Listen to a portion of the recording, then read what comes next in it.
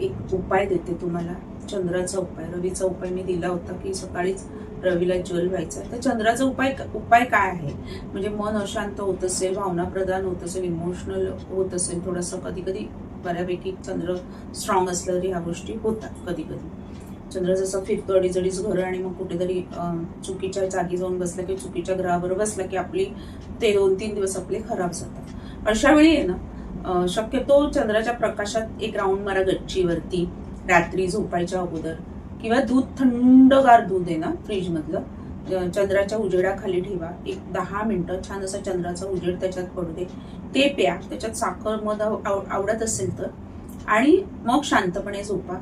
म्हणजे त्याच्यातही तुम्हाला तो फरक कळेल चंद्राचा. अगदी रोज केला पाहिजे असं नाही, पण ज्या दिवशी मन अस्वस्थ आहे, बेचैन आहे असं वाटत असेल तर त्या दिवशी चंद्राचा हा उपाय करा. रोज नाही करायला जमलं तर प्रत्येक दर पौर्णिमेला मात्र हा उपाय नक्की करा. बघा किती फरक पडतो, खूप फरक पडतो.